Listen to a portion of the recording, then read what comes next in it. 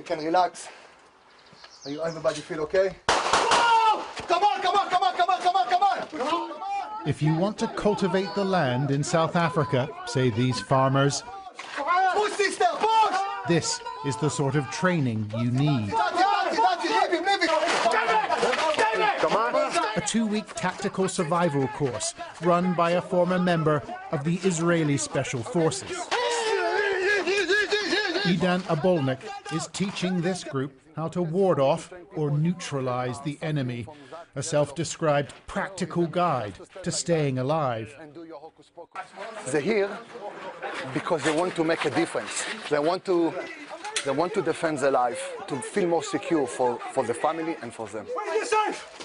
That's it, that's it. Nice, nice, nice. And his pupils claim plenty of real-world experience. I've been attacked myself, and these attackers were trained very well. So and I got shot in my face, and you can see the marks there. And I got stabbed 9 times by a knife, but I survived it. It's personal accounts like these that fuel the sense of fear. Fight! And people like Marley Swanepoel think they're being targeted because they're white. Good. It's pretty intense, isn't it? This is not intense. What's happening in our country. Everyone near me, come here. And I get very emotional about it. Come here, guys. What is happening in South Africa? Our people are getting murdered, tortured. Where's everyone? Nikki? Our old people who can't defend themselves are being burned with cooking oil. The number's just rising. By the day it's rising, but I mean, you are always worried that you will be the next. Crime stalks the lives of all South Africans, but farmers feel particularly vulnerable. 74 were killed last year, according to official statistics, although many think the true picture is worse. Those farm attacks are brutal, and usually they don't steal anything. So there's something, we don't know what it is, but they are just getting murdered, and then they leave. But blacks are also victims of brutal crimes. 2 white farmers tried to seal this 20-year-old into a coffin. The farmers were convicted of attempted murder last year. Crime happens to everyone. It's criminality that is happening in the farms, and we have always condemned it. But this crime does not only happen to white farmers, it also happened to black farm workers.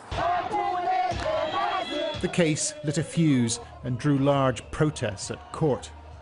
White farmers own vast tracts of land in South Africa and receive little sympathy. The white people's quality of life in this country is at its highest. They live a first world lifestyle in a third world country, and the majority of the population lives a third world lifestyle in a third world country. So, and that majority is the blacks.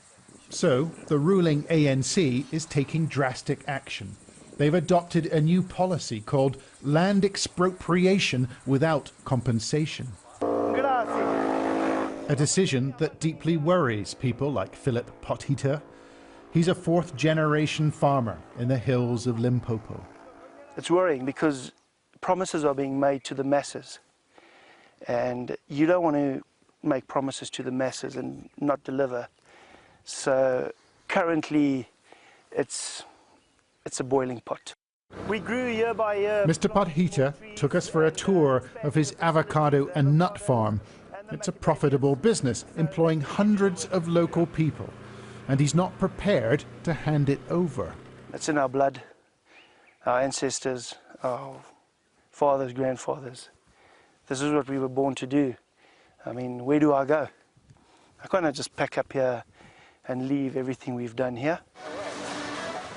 This farm is already subject to 4 claims filed by community groups who say the land originally belonged to them. And the official overseeing the process says Mr. Potgieter will have to come to the table. What do you say to a guy who owns land that's been in the family for 4 or 5 generations? There's nothing we can do, but we can put you through the process together with the community until we find a way out of this, because it needs to happen. So if it needs to happen, You cannot say, you cannot claim my land. No, you cannot say that. What you can say, it has to happen. The government says land will be redistributed because the stability of the nation depends on it. But it may be a long and violent journey. John Sparks, Sky News in Limpopo.